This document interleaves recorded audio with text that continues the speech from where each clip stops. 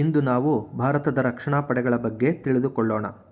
ನಮ್ಮ ರಕ್ಷಣಾ ಪಡೆಗಳ ಪ್ರಥಮ ಕರ್ತವ್ಯ ಪರಕೀಯರ ಆಕ್ರಮಣಗಳಿಂದ ನಮ್ಮ ದೇಶವನ್ನು ರಕ್ಷಿಸುವುದಾಗಿದೆ. ಮುಖ್ಯವಾಗಿ ರಕ್ಷಣಾ ಪಡೆಯ ಜವಾಬ್ದಾರಿಗಳೆಂದರೆ ದೇಶದ ಗಡಿ ಪ್ರದೇಶಗಳ ರಕ್ಷಣೆ, ದೇಶದ ಸಮಗ್ರತೆಯನ್ನು ಕಾಪಾಡುವುದು, ಕಳ್ಳಸಾಗಾಣಿಕೆ ಮತ್ತು ಕಾನೂನುಬಾಹಿರ ಚಟುವಟಿಕೆಗಳನ್ನು ತಡೆಯುವುದು. ಭಾರತೀಯ ರಕ್ಷಣಾ ಪಡೆಗಳಲ್ಲಿ ಭೂಸೇನೆ, ನೌಕಾಸೇನೆ ಮತ್ತು ವಾಯುಪಡೆ ಎಂಬ 3 ವಿಭಾಗಗಳಿದ್ದು, ಈ 3 ವಿಭಾಗಗಳ ಸರ್ವೋಚ್ಚ ಅಧಿಕಾರ ರಾಷ್ಟ್ರಪತಿಯವರಿಗೆ ಇರುತ್ತದೆ. ಈ 3 ರಕ್ಷಣಾ ಪಡೆಗಳು ಸ್ವಾತಂತ್ರ್ಯ ದಿನ ಹಾಗೂ ಗಣರಾಜ್ಯೋತ್ಸವದಂದು ಪೆರೇಡ್ನಲ್ಲಿ ಭಾಗವಹಿಸಿ ತಮ್ಮ ಶಕ್ತಿ ಸಾಮರ್ಥ್ಯಗಳನ್ನು ಸಾದರಪಡಿಸುತ್ತವೆ. ಭಾರತೀಯ ಸೇನೆಯು ವಿಶ್ವದಲ್ಲಿಯೇ 2ನೇ ಅತಿ ದೊಡ್ಡ ಸೇನೆಯಾಗಿದ್ದು, ಅಶ್ವದಳ, ಪದಾತಿ ದಳ, ಫಿರಂಗಿ ದಳ, ಒಂಟೆ ದಳ, ಯುದ್ಧ ಟ್ಯಾಂಕರ್ ದಳ ಎಂದು ಒಟ್ಟು 5 ವಿಭಾಗಗಳಿವೆ. ಭಾರತೀಯ ಭೂಸೇನೆಯಲ್ಲಿ 12,37,117 ಸೈನಿಕರು ಇದ್ದರೆ 9,60,000 ಕಾಯ್ದಿಟ್ಟ ಸೈನಿಕರೂ ಇದ್ದಾರೆ. ಭೂಸೇನೆಯ ಮುಖ್ಯಸ್ಥರನ್ನು ಜನರಲ್ ಅಥವಾ ದಂಡನಾಯಕ ಎಂದು ಕರೆಯುತ್ತಾರೆ. ಭೂಸೇನೆಯ ಪ್ರಧಾನ ಕಚೇರಿ ಹೊಸದೆಹಲಿಯಲ್ಲಿದೆ.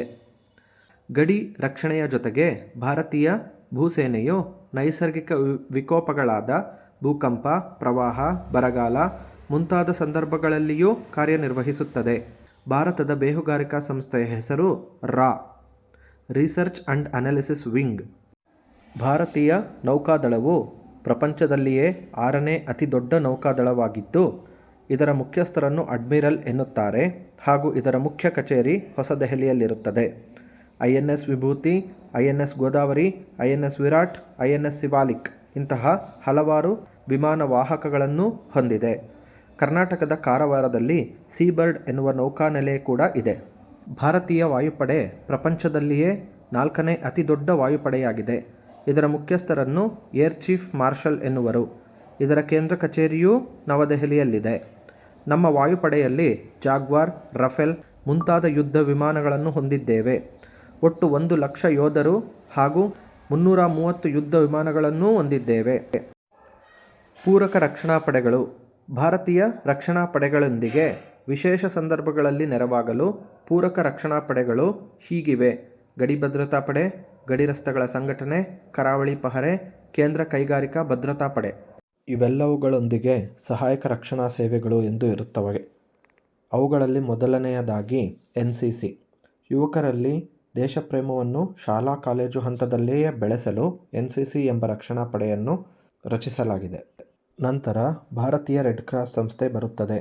ಒಟ್ಟು 1,100 ಶಾಖೆಗಳನ್ನು ಒಳಗೊಂಡ ಇದರ ಧ್ಯೇಯವಾಕ್ಯ ಮಾನವೀಯತೆಯೇ ಸ್ವಯಂ ಸೇವೆ ಎಂಬುದು. ಇದರ ಅಧ್ಯಕ್ಷರು ನಮ್ಮ ರಾಷ್ಟ್ರಾಧ್ಯಕ್ಷರೂ ಕೂಡ ಆಗಿರುತ್ತಾರೆ. ನಂತರದಲ್ಲಿ ನಾಗರಿಕ ಪೊಲೀಸ್ ಪಡೆಗಳು ಬರುತ್ತವೆ. ಇವುಗಳು ರಾಜ್ಯಗಳಿಗೆ ಮಾತ್ರ ಸೀಮಿತವಾಗಿದ್ದು, ಇವುಗಳೊಂದಿಗೆ ಗೃಹರಕ್ಷಕ ದಳವು ಕೆಲಸ ಮಾಡುತ್ತವೆ. ತುರ್ತು ಪರಿಸ್ಥಿತಿಯಲ್ಲಿ ಹಾಗೂ ಪ್ರಕೃತಿ ವಿಕೋಪಗಳಂತಹ ಪರಿಸ್ಥಿತಿಯಲ್ಲಿ ಗೃಹರಕ್ಷಕ ದಳವನ್ನು ಉಪಯೋಗಿಸಿಕೊಳ್ಳುತ್ತಾರೆ.